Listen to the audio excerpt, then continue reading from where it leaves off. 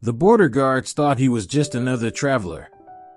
Until they opened the trunk and saw something that made them go dead silent. The wind howled through the checkpoint, carrying the smell of diesel and dust. "Sir, I'm going to need you to step out of the vehicle," the young border guard said, his voice tight. The man behind the wheel didn't move right away.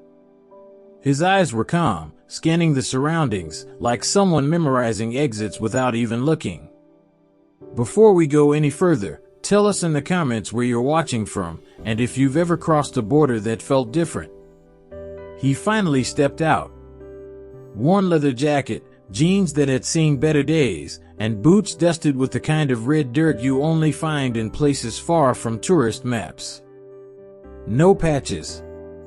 No insignia. But something about the way he moved made two guards shift uncomfortably. The inspection was supposed to be routine. But when they popped the trunk, they didn't find drugs or weapons. They found a battered, military-grade satellite radio, a folded map with coordinates marked in red, and a pair of night vision goggles so used they were almost antique. The older supervisor walked over, his eyes narrowing. "Where did you get this gear?" he asked. The man just smiled faintly. "Some places don't sell souvenirs." They took him inside for questioning. The interrogation room was lit harshly, the kind of light that tries to strip away lies. The man didn't fidget, didn't sweat. He answered every question with a kind of patience that made the officers more nervous than defiance ever could. One of the guards finally asked, "You military?" The man looked up slowly. "Was. Special forces?" He didn't answer. He didn't need to. Then, without warning, one of the radios on the desk crackled to life, a language none of them recognized. The man's eyes shifted to it instantly, scanning the voice like he was reading it. "You might want to check your southern perimeter," he said quietly. The supervisor frowned. "Why?" "Because if I'm hearing this, so are they. And they're not going to wait for your shift to end." The range emptied slowly, echoes of gunfire replaced by the clatter of gear and low voices. Outside, the night air carried the smell of asphalt and distant rain.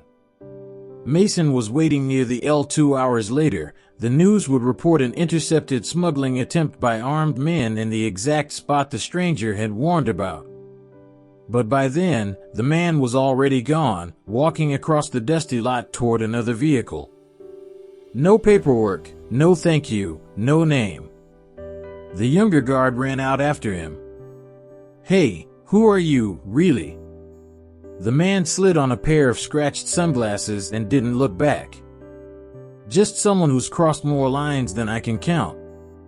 And then he was gone, leaving nothing but a trail of tire dust and a story no one would ever believe. Because sometimes, the most dangerous man at a border is the one carrying no weapon, just a history no one dares to ask about. OT, leaning against the hood of a dusty pickup. Jack stepped out, duffel over his shoulder, rifle case in hand. "Seriously," she said, straightening. "Where do you train?" He stopped, the parking lot lights throwing long shadows across the wet pavement. "Really?" He let out a short breath. "Some of us get medals. Some of us just get the job done." Something shifted in her expression, recognition. "Respect." She nodded slowly. As he turned to leave, she called after him, "If you ever want to put that skill to use again, we could use a man like you." He didn't answer right away. Just met her eyes, gave the faintest nod, and walked toward the far end of the lot, disappearing into the dark. By morning, half the regulars at the range had already heard the story. About the man at Lane 4 who no one knew, until they saw what he could do. Because real power doesn't come with noise. It doesn't announce itself. It just lands dead center.